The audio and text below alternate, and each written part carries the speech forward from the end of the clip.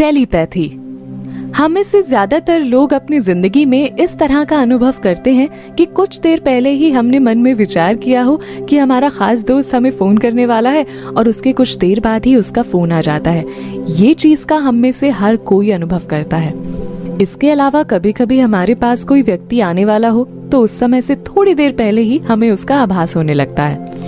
ऊपर दिए गए एग्जाम्पल हमारे डेली रूटीन में घटने वाली टेलीपैथी के सबसे ज्यादा होने वाले आभास हैं। टेलीपैथी में हमारा शरीर काम नहीं करता है, इसमें काम करता है हमारा मन और उसका अवचेतन हिस्सा।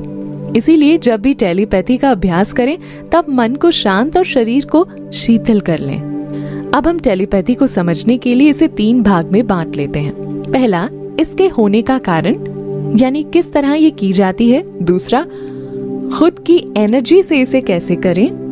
तीसरा, टेलीपैथी के लिए सही विचारों का चुनाव और उसका तरीका। टेलीपैथी को समझने के लिए सबसे पहले ह्यूमन थॉट ट्रांसफर की प्रोसेस को समझते हैं। हमारा शरीर मानसिक तरंगों को ग्रहण कर सकता है। जी हाँ, ये पॉसिबल है। दूसरे व्यक्ति से आने वाले मानसिक तरंगों को हमारा अवचेतन मन ग्रहण यानी रिसीव करता है। इसीलिए इसे ज्यादा से ज्यादा सेंसिटिव बनाने के लिए हमें मन की स्थिति को कंट्रोल करना पड़ता है। तभी हमारी बॉडी ब्रह्मांड से आने वाले सिग्नल को रिसीव करने लगती है।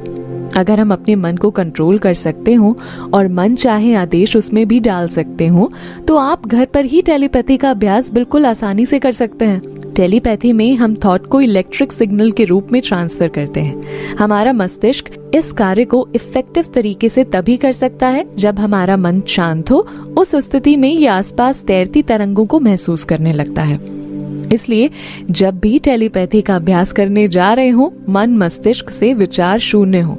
घर पर टेलीपैथी का अभ्यास करने से पहले अपने मन को विचार शून्य जरूर बना लें। टेलीपैथी में हमारा भौतिक शरीर का कोई योगदान नहीं है, क्योंकि आप इसे भौतिक रूप से समझा ही नहीं सकते हैं। इसके लिए मन की थॉट ट्रांसफर प्रोसेस को समझें, जिसमें हम बिना किसी माध्यम के एक दूसरे से मानसिक रूप से जुड़ते हैं। और एक बात, मन की शक्ति अनंत है, जिसे जितना ज्यादा महत्व देंगे उसे उतना ही जागृत रख पाएंगे। आप घर पर आसानी से बिना किसी ज्यादा परेशानी के ये अभ्यास कर सकते हैं। इसके लिए आपको सबसे खास महत्वपूर्ण ध्यान देने वाली बात चीजों को समझना होगा और उन्हें फॉलो करते हुए आगे बढ़ना होगा। चलिए जानते हैं घर पर टेलीपैथी का अभ्यास करने के लिए आपको क्या करना होगा। टेलीपैथी में 2 चीजें ध्यान रखें। पहला, आपके विचार साफ और स्पॉन्टेनियस यानी लगातार होने चाहिए। दूसरा, आपकी भावना शक्ति कमजोर नहीं पड़नी चाहिए। पहला स्टेप, टेलीपैथी की प्रैक्टिस के पहले चरण में आपको अपने भौतिक शरीर को शिथिल करने की जरूरत है, जिसके लिए आपको एकांत चाहिए और एक मधुर मनोरम म्यूजिक होना चाहिए, जिसकी मदद से आप विचारों को शून्य कर सकें।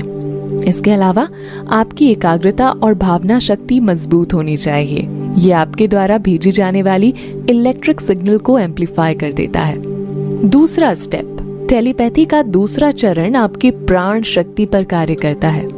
इसके अनुसार आपकी प्राण शक्ति को अगर शरीर से अनब्लॉक कर दिया जाए, यानी इसे मुक्त कर दिया जाए भावना शक्ति द्वारा, और एक जगह पर कंसंट्रेट कर उसे विचारों के साथ भेज दिया जाए, तो ये सबसे ज्यादा प्रभावशाली तरीका होगा आपके दूसरों से जुड़ने का। दूसरे शब्दों में ये बिल्कुल एस्ट्रल बॉडी की तरह होगा। शांत माहौल के कमरे में अपने मस्तिष्क को शिथिल कर लें। ये अभ्यास चाहे तो लेटकर कर लें या बैठकर, दोनों ही स्थिति में आपके मस्तिष्क को विचार शून्य और भौतिक शरीर को शिथिल करना होता है।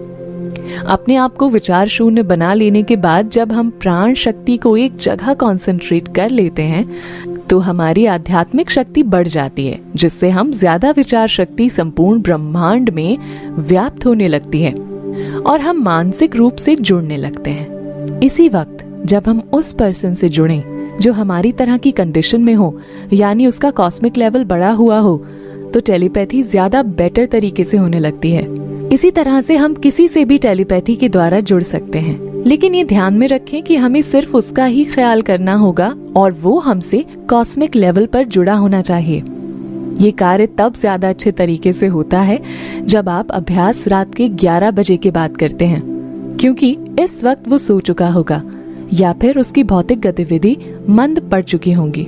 आप चाहें तो भावना शक्ति से एक ही संदेश बार बार देकर उसे अपनी इलेक्ट्रिक सिग्नल भेज सकते हैं। यह आपके थॉट वाइब्रेशन के प्रिंसिपल पर कार्य करता है। तीसरा स्टेप, टेलीपैथी के तीसरे चरण में पहुंचने से पहले आपको ऊपर के दोनों चरण के मुताबिक शरीर को शिथिल कर सबकॉन्शियस मानसिक स्टेज पर पहुंचाना होगा। यहाँ आपको पता होता है कि आपकी शक्तियां क्या हैं। अपनी शक्ति को पहचान कर उसे सही दिशा देने से आप मानसिक यात्रा का अनुभव कर सकते हैं। जब भी आप विचार संप्रेषण कर रहे होते हैं, आपकी भावना शक्ति उस विचार को ज्यादा से ज्यादा दूरी तक भेज सके, इसका भी ध्यान रखें। जितनी ज्यादा आपकी विल पावर स्ट्रांग होगी, आप विचारों को उतना ही दूर भेज पाएंगे। कोशिश रखें कि उस वक्त आपके ऊपर मानसिक दबाव ना बन पाए। एक विचार सोच लें जो आपको सामने वाले के पास भेजना है। याद रखें, ये थॉट छोटा और स्पष्ट हो, वरना आपको भेजने में प्रॉब्लम होगी और सामने वाला उसे रिसीव नहीं कर पाएगा। प्राण शक्ति को बढ़ाने के लिए ध्यान की पिरामिड ध्यान अवस्था सबसे बढ़िया है। टेलीपैथी के अभ्यास के बाद योग निद्रा जरूर लें। ये आपकी थकान मिटा देती है और आपके ऊपर जो मानसिक दबाव होता है उसे कम करती है। इसके अलावा आपकी प्राण शक्ति को ज्यादा से ज्यादा स्टोर करने का काम करती है।